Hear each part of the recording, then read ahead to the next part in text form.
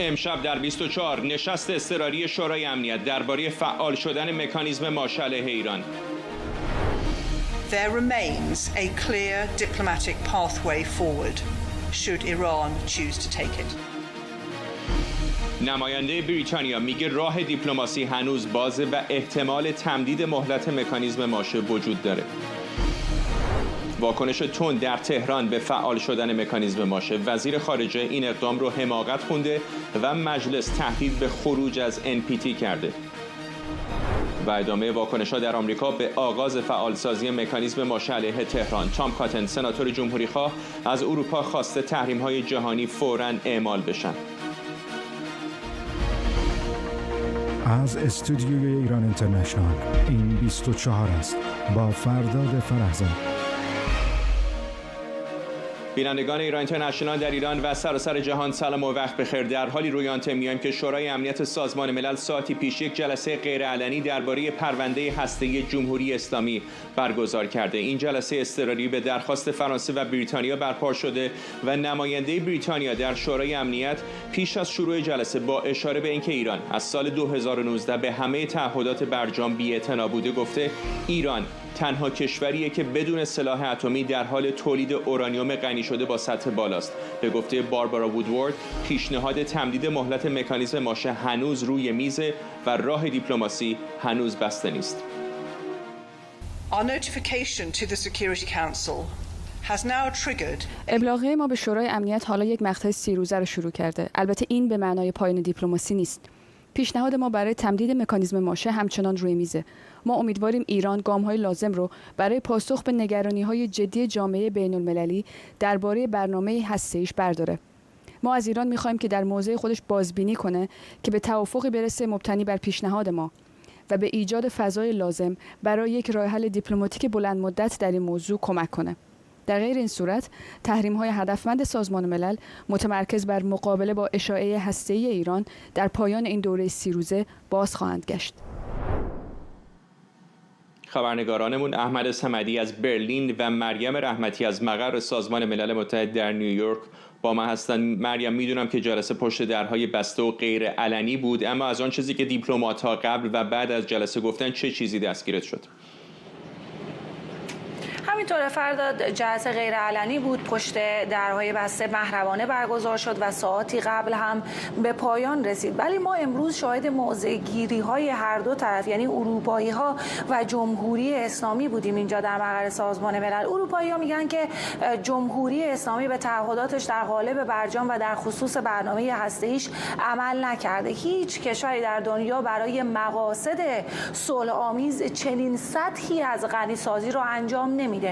ایران همکاری با آژانس بین‌المللی انرژی اتمی رو متوقف کرده، محل ذخایر اورانیوم غنی شده مشخص نیست و مذاکرات هم به هیچ نتیجه‌ای با جمهوری اسلامی نرسیده. ما هیچ نشانه‌ای از انعطاف از سوی جمهوری اسلامی مشاهده نکردیم، کشورهای اروپایی میگن، و به همین دلیل چاره‌ای بجز فعال کردن مکانیزم ماشه برای ما نمونده بود. البته این سه کشور امروز همین پشت سر من در بیانیه‌شون تاکید کردند که هنوز هم ایران فرصت داره تا در همین 30 روز باقی مانده که قرار هست این روند برگشت تحریم‌ها کار خودش رو بکنه، صادقانه وارد مذاکره بشه جمهوری اسلامی تا این روند رو متوقف بکنن. در اون طرف نماینده جمهوری اسلامی امیر سعید ایروانی اینجا در سازمان ملل بعد از جلسه دوباره همینجا پشت سر من حاضر شد، با خبرنگارا صحبت کرد و گفت که تهران همچنان به مسیر دیپلماسی پایبنده، اما هرگز زیر تهدید و فشار مذاکره نمی‌کنه. همون مواضعی که فرداد ما هر روزه از مقامات جمهوری اسلامی ایران شاهد هستیم و میشنویم. ایروانی به پیشنویس قطعنامه روسیه و چین اشاره کرد. میدونیم که یک پیشنویس از سوی روسیه نهایی شده، نسخه نهاییش بین اعضای شورای امنیت پخش شده و گفت که این تمدید فنی کوتاه مدت فقط امیر سعید ایروانی گفت که این تمدید کوتاه مدت قطعنامه 2231 شورای امنیت جمهوری اسلامی ازش حمایت میکنه، اما طرحی که در مقابل اروپایی ها ارائه دادن پر از پیش‌شرط های غیر واقع بینانه است و جمهوری اسلامی این شرط ها رو نخواهد پذیرفت. میدونیم که هنوز اختلافات زیادی در مورد این پیشنویس وجود داره و از سوی اروپایی ها و مخصوصا طرف آمریکایی مورد قبول نیست، گرچه روسیه تغییراتی در اون وارد کرده، اما باز هم به نظر نمیرسه که این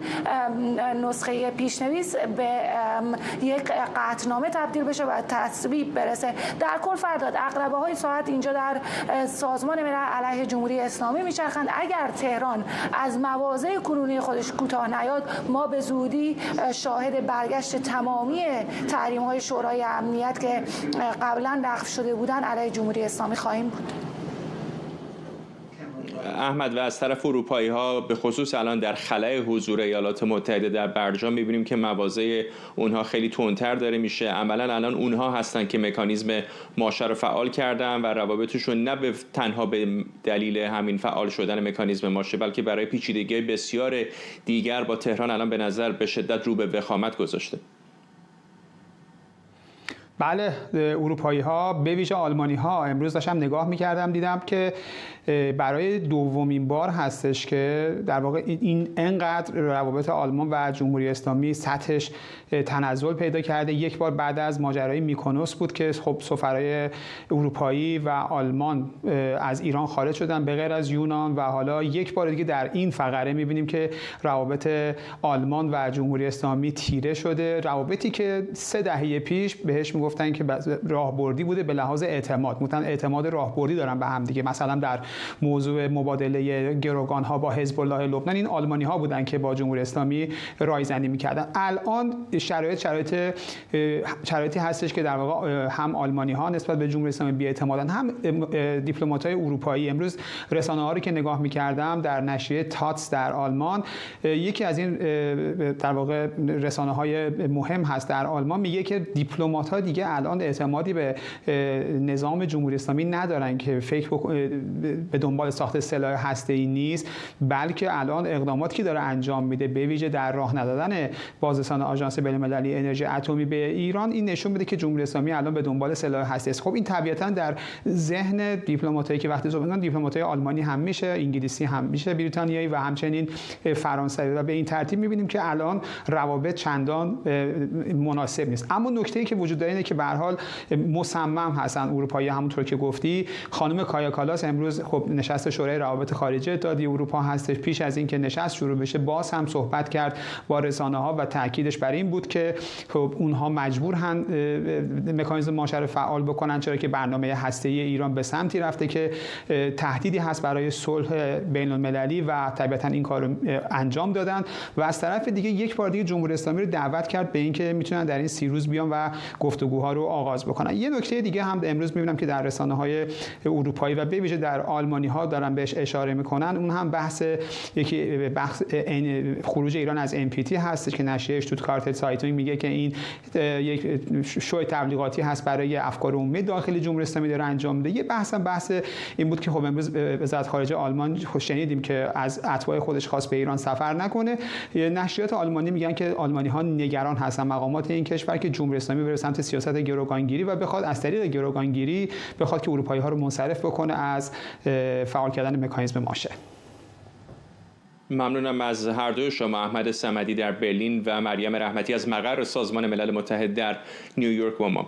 پیش از شروع جلسه امروز مدیر کل آژانس بین‌المللی انرژی اتمی هم گفته تهران 1 ماه فرصت داره تا سازوکار لازم رو برای بازگشت بازرسان و بررسی ذخایر اورانیوم غنی شده بالای 60% فراهم کنه و مانع بازگشت گسترده تحریم‌ها بشه. گروسی با اشاره به دیدار اخیرش با مارکو روبیو گفته بدون دسترسی بازرسان به تأسیسات هسته‌ای در ایران هیچ مذاکره جدی بین تهران با آمریکا یا کشورهای اروپایی شکل نمیگیره. مارک فیتزپاتریک، پژوهشگر مؤسسه بین‌المللی مطالعات استراتژیک از واشنگتن با ماست. آقای فیتزپاتریک، همه طرفا میگن که هنوز دریچه دیپلماسی باز است، اما اگر رویکرد تهران رو معیار قرار بدیم مگر معجزه بشه به نظر نمیرسه که تصمیمی در تهران بخوان بگیرن که راهگشای دیپلماسی باشه.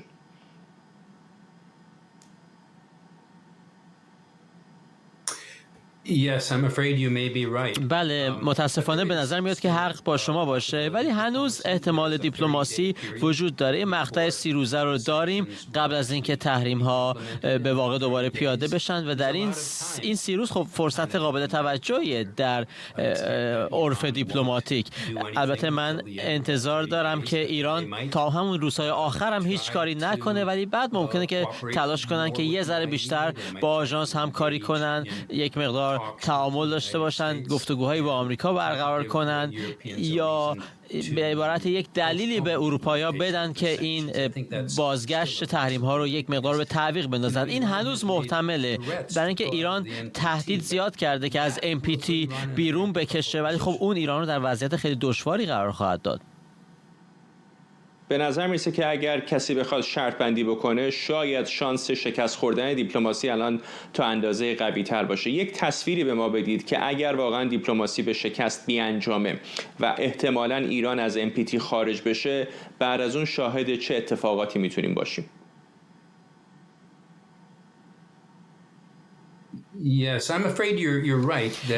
متاسفانه حق با شماست. اگه من هم میخواستم شرط ببندم، روی شکست دیپلماسی شرط میبستم. اما چه اتفاقی خواهد افتاد؟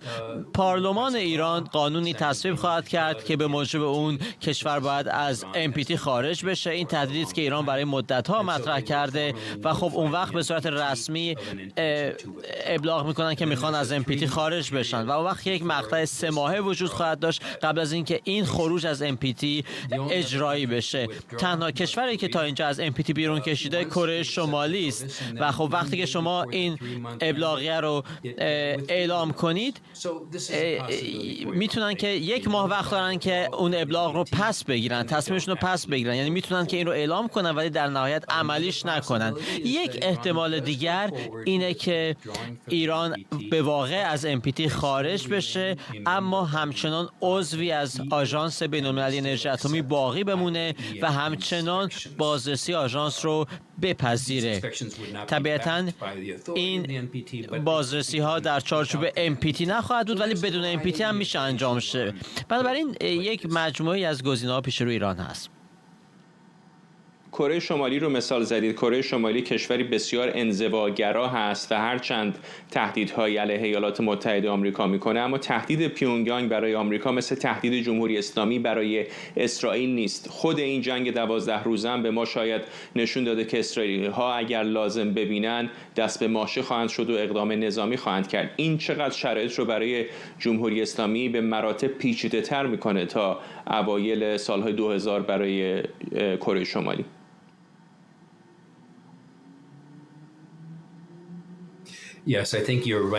بله، شما به درستی اشاره میکنید که مثال کره شمالی متفاوت از مثال ایران، چرا که کره شمالی در واقع هیچ کشوری نمیخواست که بمبارانش کنه و جنگی رو ایجاد کنه، اما اسرائیل آماده بود که ایران رو بمباران کنه و همچنان آماده هست که چنین کنه. بنابراین اگر ایران تلاش کنه که بره به سمت سلاح هسته‌ای و خب اطلاعات لازم در این باره به دست اسرائیل برسه، دوباره به ایران حمله خواهند کرد و شاید یک دوباره چرخه خشونت و جنگ خواهیم بود.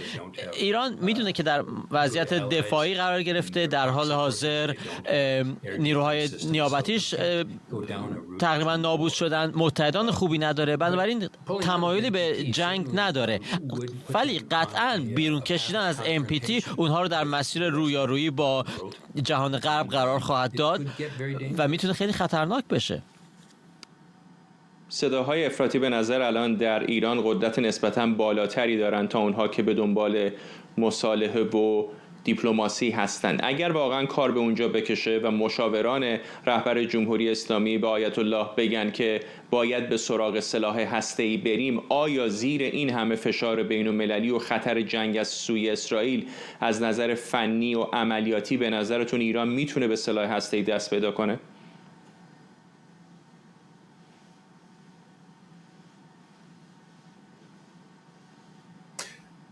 فکر میکنم ایران این قابلیت رو داره. سوال اینجاست که فقط چقدر طول بکشه که بهش برسن. شماری از سانتریفوژها رو دارن که تخریب نشدن، میزانی از ذخایر اورانیوم به شدت بسیار غنی شده رو داره که ممکنه مدفون شده باشن و اینها رو میتونن دوباره حفاری کنن، بیرون بکشن و اگر بخوان سلاح رو بسازن شاید ظرف 6 تا 8 ماه بتونن چنین کنن. این احتمال هم هست که ایران بره و تکنولوژی هسته‌ای یا حتی یک سلاح هسته‌ای رو از کره شمالی بخره. این چیزی است که من اخیراً بیشتر در موردش نگران شدم. ممنونم از شما. مارک فیتزپاتریک، پژوهشگر مؤسسه بین‌المللی مطالعات استراتژیک از واشنگتن دی سی با ما. در تهران وزیر خارجه ایران اقدام 3 کشور اروپایی علیه تهران رو تحریک‌آمیز و به گفته او ناشایست خونده. عباس عراقچی هشدار داده تهران به این تصمیم پاسخ میده. وزیر خارجه ایران در این حال با اشاره به ارسال نامه به مسئول سیاست خارجی اتحادیه اروپا گفته جمهوری اسلامی آماده آغاز مذاکره‌ای منصفانه و متوازنه. در همین حال شماری از اعضای مجلس ایران هم تهدید کردند مجلس با تدوین یک طرح دوفوریتی برای خروج کامل از NPT اقدام میکنه. علی سعدزاده تحلیلگر مسائل خاورمیانه از فرانکفورت و لیلا مروتی تحلیلگر سیاسی از هلسینکی با ما هستند. خانم مروتی، این تهدید مجلس شورای اسلامی چقدر به نظرتون میتونه جامعه عمل بهش بپوشونن؟ خب اگر مجلس شورای اسلامی با توجه به این طرح دوفوریتی واقعا بخواد از NPT خارج بشه، یعنی نشانگر این خواهد بود که جمهوری اسلامی دیگه به طور مستقیم میخواد نه تنها با به اصطلاح شورای حکام، نه تنها با کشورهای اروپایی، بلکه با من فکر میکنم بخش اصلی جامعه بین‌المللی وارد جنگ خواهد شد و چون عواقبی که این کار خواهد داشت اولا رو سیاست داخلی خود ایران تاثیرگذار خواهد بود و از طرف دیگر جمهوری اسلامی میخواد مدلی شبیه مدل کره شمالی رو دنبال کنه، در حالی که این دوتا کاملا با هم دیگه متفاوت هستن. اون حمایتی که دولت‌های چین و روسیه به طور مشخص از کره شمالی کردن، من فکر نمی‌کنم هرگز شامل جمهوری اسلامی بشه و در نهایت یک اجماعی علیه جمهوری اسلامی پیش میاد که میتونه حتی سازوکار ماشه رو که الان دیگه فعال شده به نحوی بیشتر کنه. یعنی این اجماع میتونه یک اجماع بین‌المللی باشه و در عین حال ایران در یک انزوای خاصی قرار بگیره و بحث آخر این که ایران حتی ممکنه عملاً تبدیل به یک جزیره متروکه بشه. منظورم اینه که اساساً ارتباطش با دنیای بیرون، با جامعه بین‌المللی قطع خواهد شد اگر چون این چیزی عملاً اتفاق بیفته و یک نوع گزاف نباشه. آقای سعدزاده، ایران به نظر در تنگنای بسیار دشواری قرار گرفته و همطور که پیشتر با آقای فیتزپاتریک هم داشتم میگفتم صداهای افراطی در ایران به نظر الان رساتر هستند تا صداهایی که دنبال دیپلماسی هستند. اگر واقعا به سمت رویارویی تهران بخواد بره، با توجه به فشارهایی که آمریکایی و اسرائیلی ها روی هم مستقیما تهران هم گروه های نیابتیش گذاشتن، الان چه کارت‌هایی خامنه‌ای برای بازی در منطقه داره؟ تقریبا هیچ چیزی، چون قسمت اعظم برنامه هستی که از بین رفته، نیروهای نیابتی هم از بین رفته، نارضایتی مردم هم که اونجا هست، نبودن آب و برق و اینها هم هست و فرماندهان نظامی سابق هم دیگر نیستند. بنابراین سر میز مذاکره هیچ کارتی برای بازی کردن نداره و حتی امکان مقابله عملی هم نداره، چون مقابله عملی با گروه های نیابتی میسر بود.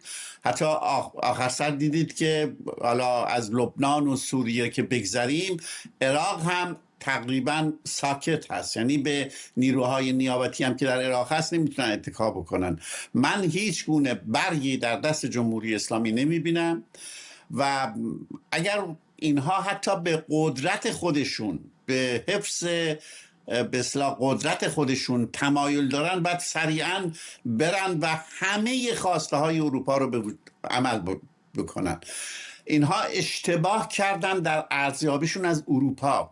اروپا الان به طور منسجم ایستاده در برابر جمهوری اسلامی، چون میدونه که جمهوری اسلامی دیگه وسیله‌ای برای تهدید نداره. امروز وزیر امور خارجه ایران داشت تو تلویزیون حرف میزد، بعد مجری ازش میپرسید که خب حالا چیکار کنیم اگر این ماشه آمد و به چه متوسل میشیم؟ بعد خیلی صراحتاً گفت ما میریم دنبال اقتصاد زیرزمینی مثل قاچاقچیا برای مایحتاج عمومی. اگر واقعا اینا چیز زیادی برای از دست دادن نداشته باشن، در واشنگتن هم میدونیم آقای ترامپ یه چشش رو دوخته به جایزه صلح نوبل، خیلی هم دنبال مداخله بین‌المللی نیست. اگر واقعا بزنه جمهوری اسلامی زیر میز، کمان که در روزهای آخر جنگ دیدیم به پایگاه نظامی آمریکایی ها العدک در قطر حمله کردن، شروع بکنن به کارهای غیرعادی در منطقه که نگرانی منطقه ایجاد بکنن، آیا این نمیتونه یک اهرمی برای اونها باشه که آمریکایی ها از ترس جنون جمهوری اسلامی به اسرائیل فشار بیارن؟ بدون شک احتیاج نداره به اسرائیل فشار بیارن، خودشون وارد عمل میشن. من اعتقاد دارم که حالا حرف شما ممکن درسته که خود ترامپ نخواد مستقیما وارد عمل بشه، به اسرائیل خواهند گفت وارد عمل بشه. من فکر نمی کنم که این حرفای عجیبی که ما از ایران میشنویم که از NPT میخوان برن بیرون، آقای عراقچی گفته که اروپایی ها ضعیفن و غیره، من فکر میکنم این موضوع رو چندین بتونن ادامه بدن.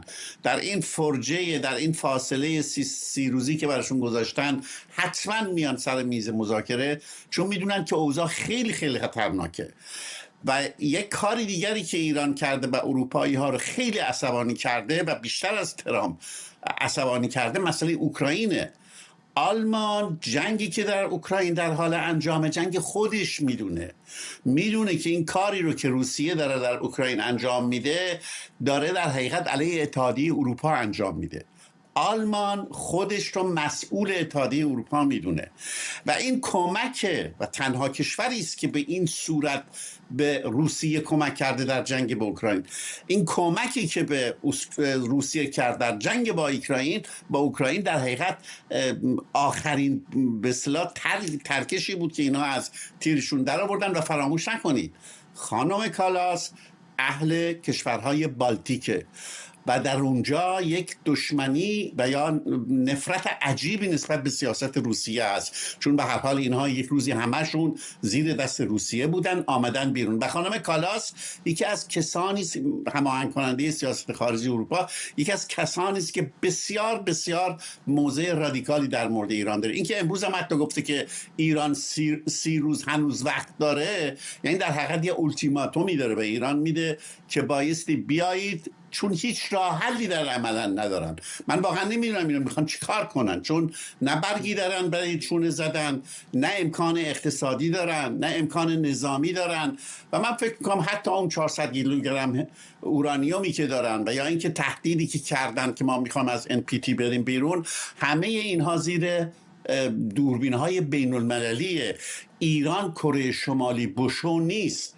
ایرانی کشور دیگری است. ایران نه از نظر مرزی، نه از نظر امکانات جغرافیایی، امکانات جمعیتی، تاریخی، ایران کره شمالی بوشو نیست. و اگر تازه میخوان از NPT بیان بیرون، باید خیلی خیلی کارهای دیگه بکنن که بتونن واقعا کاملا در مخفیانه عمل کنن. بنابراین کم یا بیش، خیلی کوتاه بکنم، اینها در 30 روز آینده وارد مذاکره خواهند شد و یه راه حلی پیدا خواهند کرد.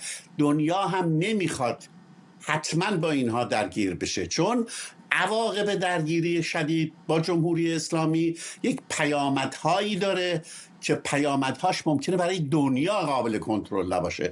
اینه که من فکر میکنم اینها در 30 روز آینده به هر حال یه راه حلی پیدا میکنن. مسئله اینه که اینو چجوری به درون بفروشن و این مشکل اصلی آقای خامنه‌ای است. به درون، یعنی مردم ایران که خیلی خوشحال خواهند شد، به خصوص به طرفداران سرسختشون، از جمله همون کسانی که الان امروز تو مجلس فوریتی آوردن برای خروج از NPT.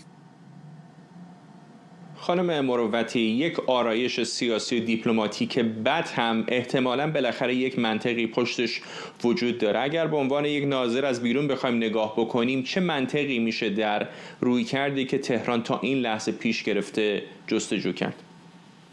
خب ببین، آرایش سیاسی در واقع به اصطلاح مسئول خود خامنه‌ای و حلقه و اون اطرافیانی است که در حلقه نزدیکان او قرار دارند. مسئله اساسی اینه که این آرایش سیاسی خیلی غیر منسجم و پراکنده است و در نهایت حتی ممکنه منجر به این بشه که خود مکانیزم ماشی که الان به اصطلاح به اجرا گذاشته شده عملاً دیگه بعد از 30 روز عملاً دیگه در سطح جهانی قابل اجرا باشه. و یک مسئله دیگر که مهمه اینه که حتی اگر جمهوری اسلامی عملاً هم از NPT خارج بشه به عنوان بخشی از اون آرایش سیاسی، این میتونه خیلی خطرناک باشه و حتی ایران رو در برابر فصل 7 منشور ملل متحد قرار بده که مجوز لازم را به شورای امنیت خواهد داد که به صورت نظامی، یعنی از عملیات نظامی بین‌المللی علیه تهدیدات ایران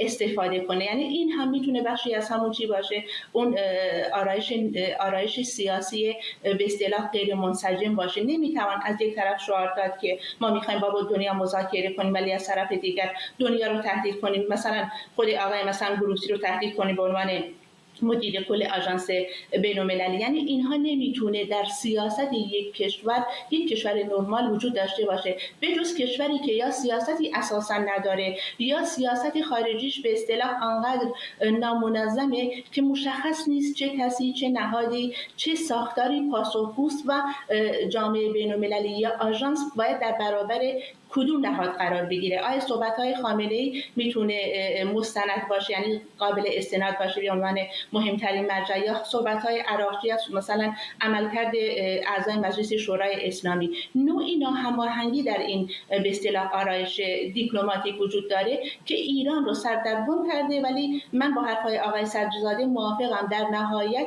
اجماعی صورت گرفته چه در اروپا چه در جامعه جهانی که این مکانیزم ماشه به طور عملی اجرا بشه. اگر جمهوری اسلامی نتونه اون آرایش به اصطلاح دیپلماتیکش رو منظم کنه و یک به اصطلاح پاسخی در خود و مناسبی برای جامعه جهانی پیدا کنه، که من فکر نمی‌کنم این فرصت رو داشته باشه.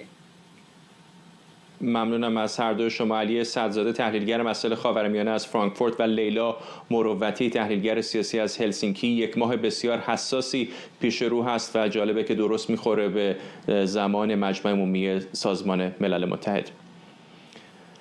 و در آمریکا در ادامه واکنش‌ها به فعالسازی مکانیزم ماشه، تام کاتن سناتور جمهوری‌خواه حمایتش رو از آغاز بازگردوندن تحریم‌ها علیه جمهوری اسلامی اعلام کرده. آقای کاتن گفته ایران هرگز نباید اجازه پیدا کنه به سلاح هسته‌ای دست یابه.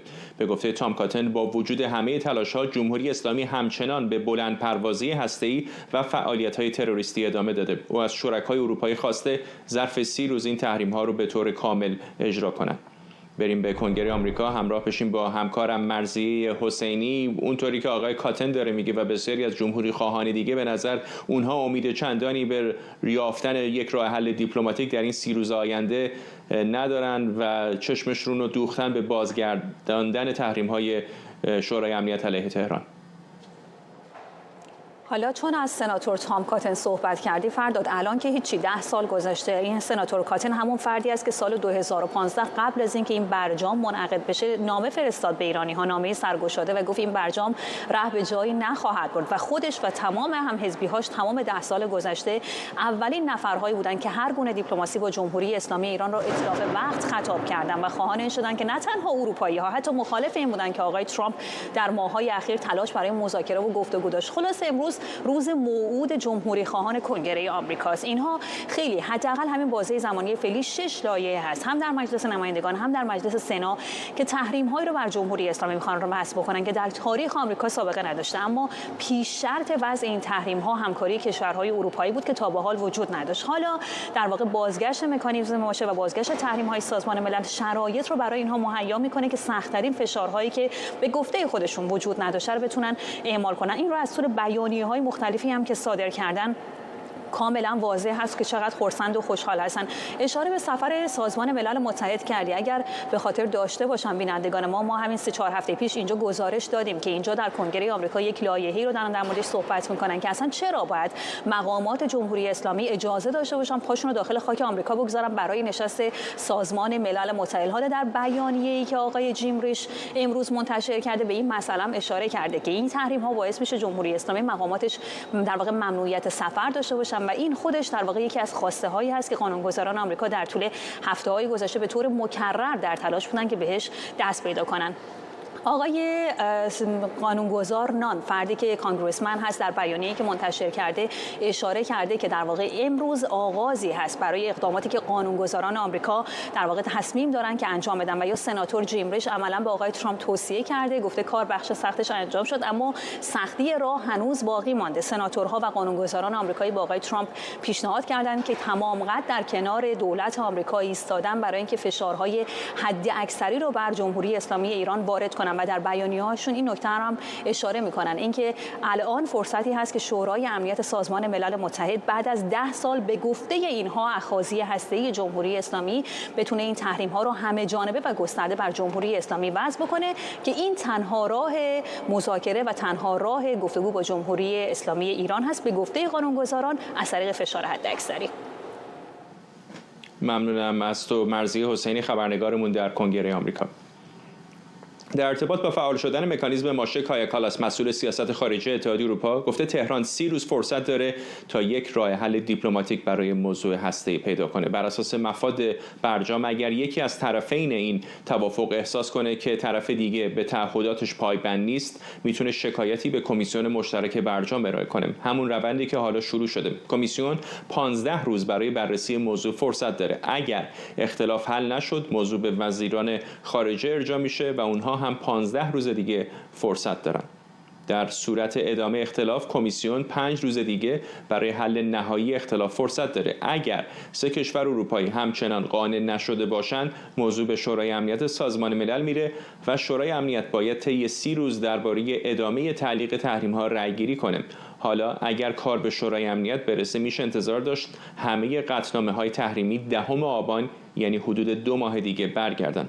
این قطعنامه‌ها 6 قطعنامه تحریمی هستند که بین سالهای 1386 تا 1390 به دلیل فعالیت‌های هسته‌ای ایران اعمال و بعد از برجام متوقف شدند. مهمترین و سختگیرانه‌ترین این قطعنامه‌ها قطعنامه 1929. این قطعنامه غیر از مواردی مثل منع فروش سلاح به ایران یا انسداد دارایی نهادهای تحریمی مثل سپاه از کشورها میخواد که همه محموله‌ها به مقصد یا از مبدأ ایران رو در بنادر و فرودگاه‌ها بازرسی کنند و حتی کشورها موظفن اقلام ممنوعه کشف شده رو توقیف کنند. این قطعنامه شامل محدودیت‌های گسترده مالی میشه تا به برنامه هسته ایران کمکی نشه. امید معماریان، روزنامه‌نگار و تحلیلگر سیاسی در مؤسسه دان از دیترویت، به ما پیوست. آقای معماریان، به تاریخ وضع این تحریم‌های اولیه شورای امنیت اشاره کردیم، بیشترش در دوران زمامداری محمود احمدی نژاد بود. الان اگر واقعا این مکانیزم که فعال شده در حدود 1 ماه آینده هم عملیاتی بشه، یک تصویری به ما بدید که چه اتفاقی برای ایران خواهد افتاد؟ وضعیت بسیار بسیار دشوارتری رو در ایران ما شاهد خواهیم بود، چون وضعیتی که الان جمهوری اسلامی داره بسیار متفاوت هست با دوران پیشا برجام. یعنی وقتی که برجام رو در سال 2015 10 سال پیش امضا کردن، وضعیت جمهوری اسلامی به مراتب بهتر از امروز بودش و الان از جهات مختلف میشه گفتش که این تحریم‌ها میتونه تاثیرات کشنده‌ای داشته باشه و نه تنها شریان‌های اقتصادی کشور فلج بکنه، بلکه با توجه به جنگ 12 روزه و تغییراتی که در منطقه رخ داده زمینه ساز خواهد شد برای اینکه یه حمله نظامی انجام شه. یعنی این مسئله خیلی میپرسن این چند روزه که مثلا خب این حالا صرف نظر از جزئیات اسنپ بک و مکانیزم ماشه و بازگشت تحریمات، یعنی خب جمهوری اسلامی با این تحریما عادت کرده، به دور زدن تحریما هم عادت کرده، ولی واقعا چه اتفاقی خواهد افتاد؟ اتفاقی خواهد افتاد این که در حوزه‌های مختلف در حد اعلای خودش این تاثیرات خودش رو نشون خواهد داد. اقتصادی که هست، سیاسی انزوای بسیار زیادی رو برای جمهوری اسلامی که همین الان منزوی هست ایجاد خواهد کرد. و مسئله دیگه خطر جنگ هست، چون به هر حال وقتی که اسرائیل حمله کرد به ایران، خیلی گفتن که خب موضوع این حمله پیشگیرانه از نظر قانونی و روابط بین الملل و اینجور چیزا توجیه نداره، قانونی نیست، مشروع نیست و در سوال برانگیز هست. وقتی که این تحریم‌ها برگرده، باز بریم سراغ فصل 7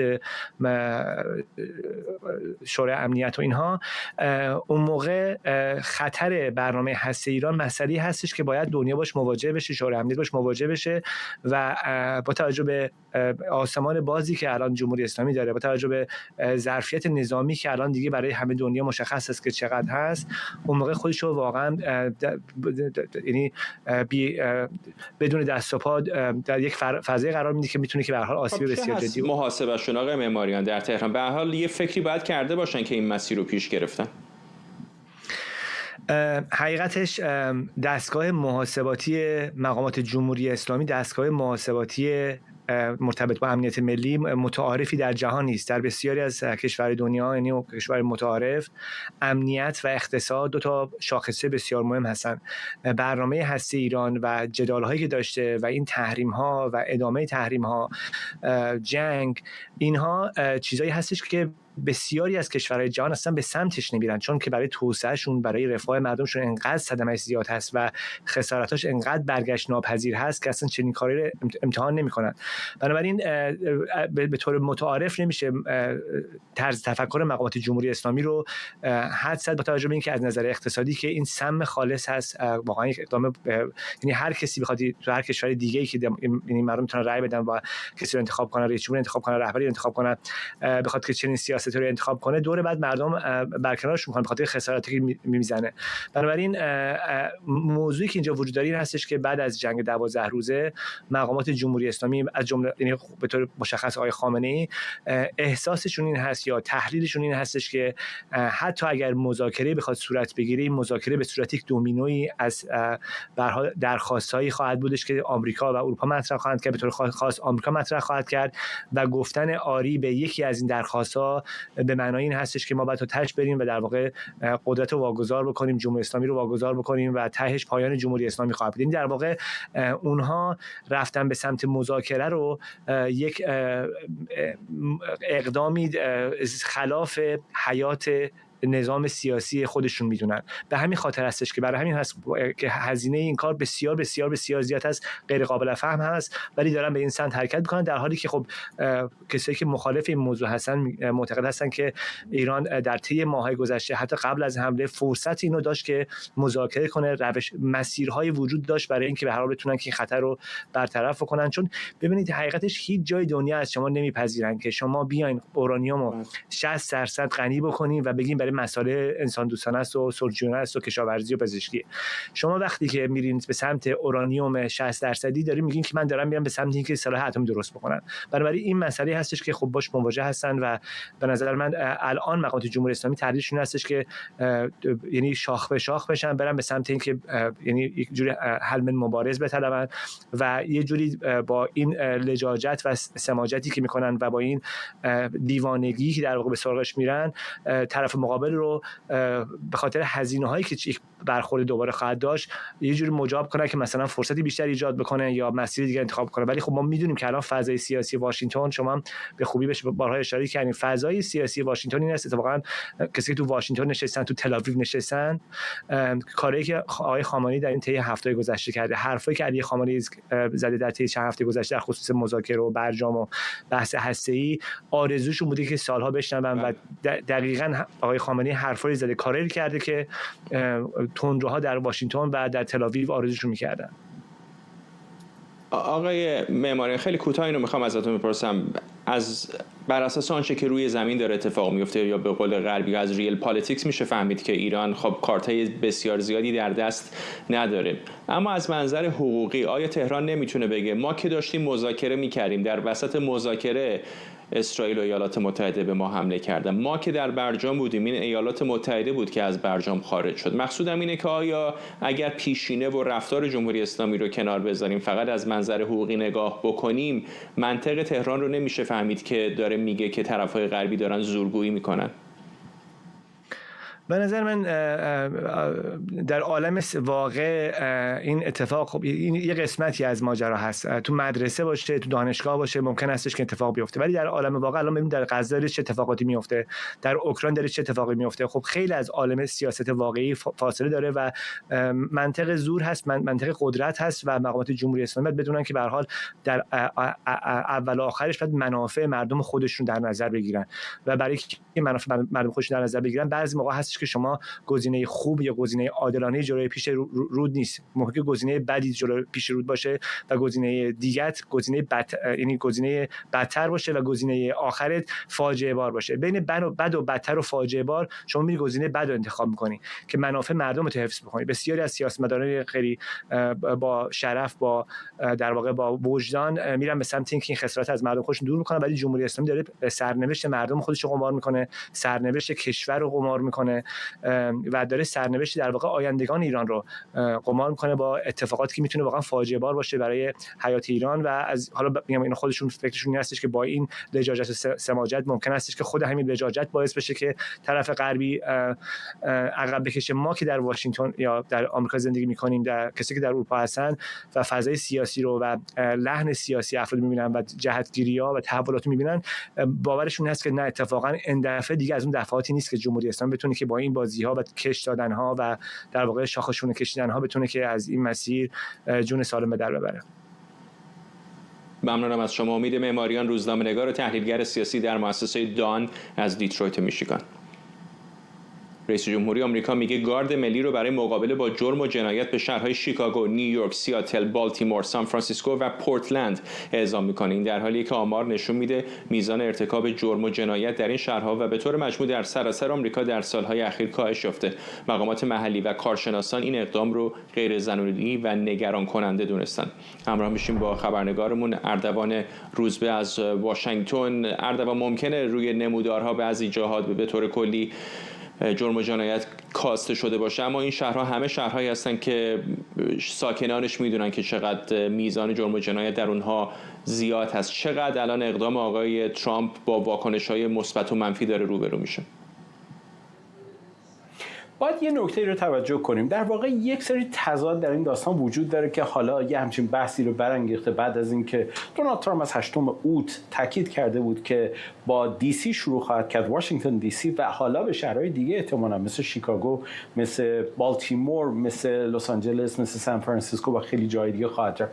نکته اول اینه که دموکرات‌ها میگن چرا هدفها فقط شهرهای دموکرات هستش؟ این سوالی است که اونا مطرح میکنن.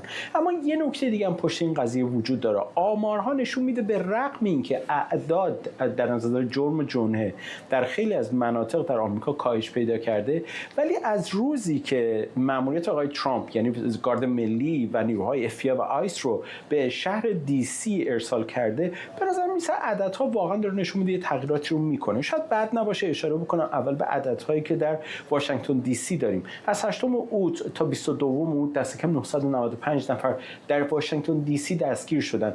این از دور قبل ترش که 870 نفر بوده، 870 نفر از هفته اول بالاتر هستش. 50% پرونده هایی که گرفته شده سلاح و مواد مخدر بوده، 9% جرایم خشونت‌آمیز بوده و 45% جرایم خشونت‌آمیز و آمار جرایم مالی در واشنگتن دی سی کاهش پیدا کرده. سلاح دست کم 135 قبضه از نوع سلاح‌های مسلسل خودکار پیدا کرده و 400 نفر از مهاجرین غیرقانونی را آیس دستگیر کرده. و نکته‌ای که هست اینه که حالا 2-3 تا مسئله دیگه مطرح میشه. 7% کاهش تردد داشتیم در خیابان‌های واشنگتن دی سی و همچنین 5% بازدیدکنندگان خارجی و توریست‌های خارجی دیگه به این شهر کمتر دارن میاد و 41 کنفرانس هم در این شهر به خاطر همین نگرانی‌ها لغو شده که عددی حدود 54 میلیون دلار زیان با خودش آورده. در نتیجه من میتونم بگم که وضعیت موجود به طور مقطعی ممکنه جالب باشه. کاری که آقای ترامپ الان داره میکنه و وعده‌ای که داده سراغ شهرهای دیگه خواهد رفت که اون فرمانداران رو در کالیفرنیا، در شیکاگو و در جاهای دیگه هم نگران کرده. اما موضوع بر این هستش که کاهش جرم جنحه با افزایش میزان شغل و سطح درآمد مردم و سطح رفاه مردم خود به خود انجام خواهد شد و بسیاری بر این باور هستند که این حرکت یک حرکت در واقع مقطعی میتونه باشه که آقای ترامپ بر اساس سیاست‌های خودش و در واقع به خاطر خیلی از چیزها در انتخابات میان دوره‌ای داره این کار انجام میده که نمیتونه نتیجه دراز مدت داشته باشه. اما به هر حال اینجا این روزها شما میبینید که افرادی که متهم و مجرم هستن کمتر هستن. ممنونم از تو اردوان روزبه، همکارم از استودیوی ما در واشنگتن، و ممنونم از شما که بیننده آخرین برنامه این هفته 24 بودید. تا برنامه بعدی، بدرود.